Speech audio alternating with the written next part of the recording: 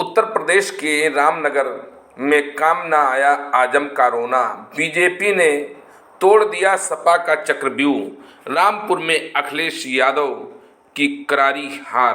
आपको बता दें कि पूरा मामला उत्तर प्रदेश के उपचुनाव में मैनपुरी सीट भले ही अखिलेश यादव की पत्नी व और समाजवादी पार्टी की उम्मीदवार डिंपल यादव ने जीत ली है, लेकिन रामपुर विधानसभा उपचुनाव में भाजपा उम्मीदवार समाजवादी पार्टी पर भारी पड़ गए। भाजपा के उम्मीदवार आकाश सक्सेना ने यहां से जीत दर्ज की है।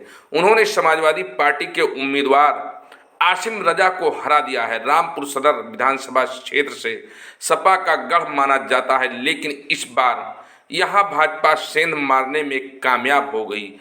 भाजपा प्रत्याशी आकाश सक्सेना ने समाजवादी पार्टी के आसिम रजा को 33,702 वोटों से करारी मात दी है। वहीं आकाश सक्सेना को 80,964 वोट मिले थे, जबकि सपा नेता आसिम रजा ने 47,262 वोट मिले। आपको बता दें कि रामपुर विधानसभा सीट उपचुनाव में 33.94% ही मात्र मतदान हुआ था।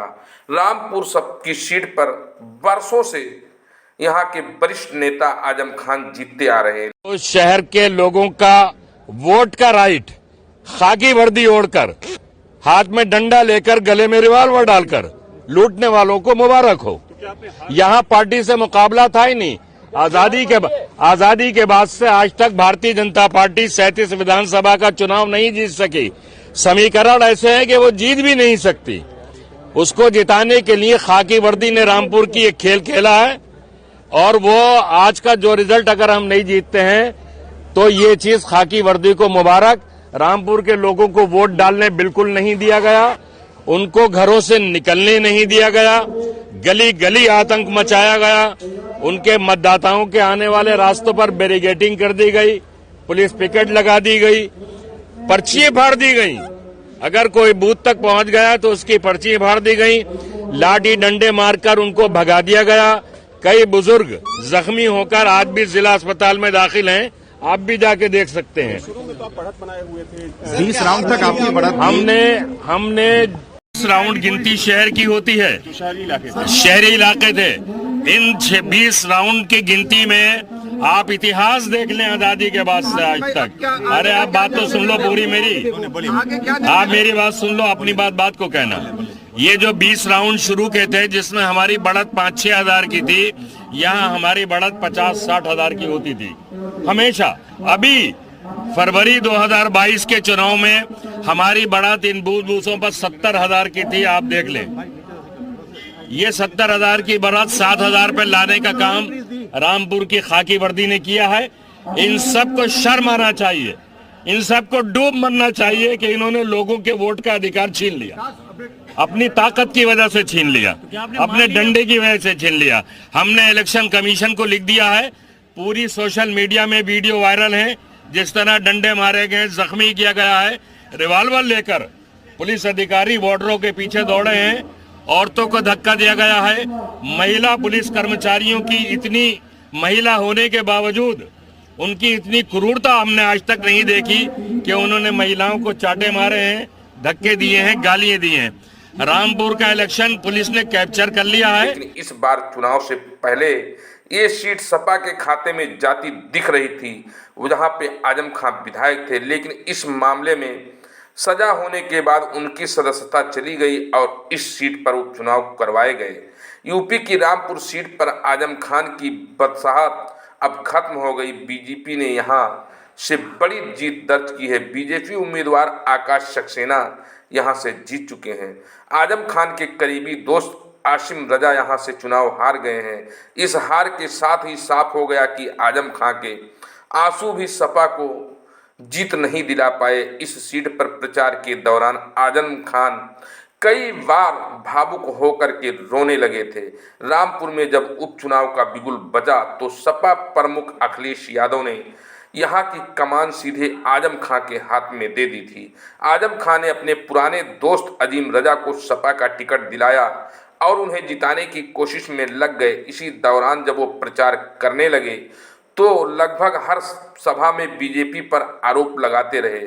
सरकार उन्हें टारगेट कर रही थी, उन पर जुल्म ढहा रही थी। कई सभाओं में आजम खान भावुक हो उठे, मंच पर रोते हुए लोगों को धोखा न देने की अपील भी कर बैठे थे, लेकिन उनके आंसुओं का जनता पर किसी प्रकार का कोई प्रभाव नहीं पड़ा। रामपुर सीट पर आजम खान एक तरह से अपराजेय ही रहे हैं। यहाँ बार को छोड़कर आजम खान यहाँ से लगातार जीतते रहे हैं।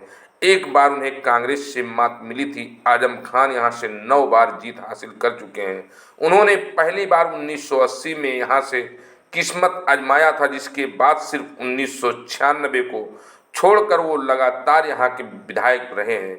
इस बार बीजेपी ने आजम खान को घेरने में कोई कसर नहीं छोड़ी और आजम ने भी जीतने की हर मुमकिन कोशिश की। वहीं राज्य बीजेपी ने पूरी ताकत इस सीट पर झोंक दी थी। धुआंधार चुनाव प्रचार किया गया, जिसका परिणाम ये निकला कि बीजेपी ने आजम खान के अवैध किले को तोड़ते हुए यहां से जीत हासिल कर ली है। देश में अकेली ऐसी सीट है जो रामपुर, जिसमें 70% से ज्यादा हमारे मुस्लिम भाई हैं और आज उन्होंने योगी सरकार में विश्वास जताते हुए आज यहाँ से भारतीय जनता पार्टी को जिस तरीके से जित ऐतिहासिक विजय जी है, उसके लिए रामपुर की जनता का बहुत धन्यवाद करता हूँ। और आज ये साफ हो गया है कि इस देश में जो रामपुर का मुसलमान ही है, उत्तर प्रदेश का जो मुसलमान है, वो योगी सरकार में पूरी तरह सुरक्षित और सम्मान महसूस कर रहा है। और आज ये जो परिणाम है उसमें सरकार का जो विश्वास है सरकार के प्रति, वो एक रामपुर की जनता में, रामपुर के मुसलमान भाइयों में जो दिखा है, वो आप सबके साथ। अभी चुनाव रद्द करने की मांग कर रहे हैं। देखिए, थोड़ा सा डाउन मैंने आपसे पहले भी कहा था, उन लोगों का हर स्टेप या हर लाइन स्क्रिप्टेड होती है।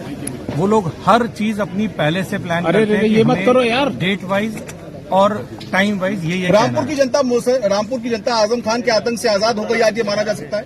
देखिए, बिल्कुल मैंने आपसे शुरू में ये कहा था कि आज 50 साल पुरानी जो रात है वो छट चुकी है और अब एक नया सवेरा, रामपुर का नया रामपुर के निर्माण का सवेरा आज शुरू हो। सर आपने 50 महीने मांगे थे जनता से, वो आपको दिए हैं। आकाश सक्सेना के साथ विधानसभा जाएगा। देखिए, बिल्कुल अब अब्दुल और अंगद दोनों साथ